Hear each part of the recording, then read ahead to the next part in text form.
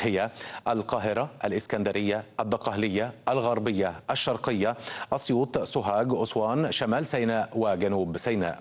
ويبلغ تعداد من يحق لهم التصويت خلال هذه المرحلة 26 مليون و6 آلاف ناخب من أصل 51 مليون و330 ألفا و4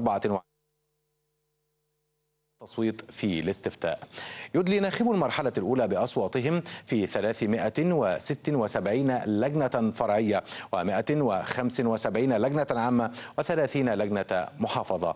ويبلغ يتم بها التصويت خلال هذه المرحلة 4270 مدرسة، منها 498 مدرسة في القاهرة و342 مدرسة في الإسكندرية، بجانب 746 مدرسة بالدقهلية و600 مدرسة وواحد في الغربية و981 مدرسة في الشرقية. في شمال سيناء يدلي الناخبون بأصواتهم في 75 مدرسة، في جنوب سيناء ب13 مدرسة، أما أسيوط ب376 مدرسة، وسوهاج 474 مدرسة، بينما أسوان ب164 مدرسة. يجرى الاستفتاء تحت إشراف 7000 من أعضاء الهيئات القضائية، إلى جانب عدد من رجال القضاء والنيابة العامة.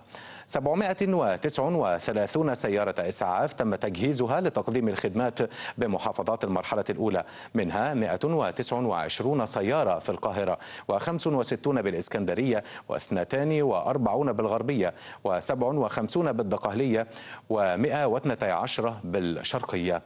73 سيارة إسعاف تتولى العمل في أسيوط و68 بسوهاج و67 بأسوان و60 بشمال سيناء و66 بجنوب سيناء.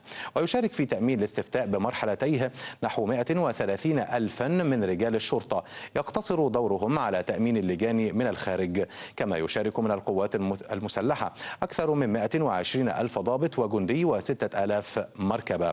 تحظر الدعاية بأي وسيلة في محيط 200 متر خارج المقار الانتخابية، كما يحظر لغير الإعلاميين وممثلي المجتمع المدني التواجد في محيط اللجان. وينبه على الناخبين الانصراف فور الإدلاء بأصواتهم. يسمح لوسائل الإعلام المحلية والأجنبية ومنظمات المجتمع المدني المصرية والدولية بمتابعة الاستفتاء.